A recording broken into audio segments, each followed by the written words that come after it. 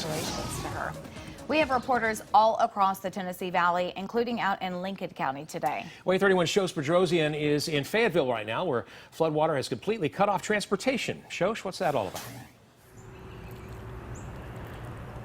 That's right, Dan and Naja. I'm live on Bearded Mill Road here in Fayetteville in Lincoln County. This road is completely underwater.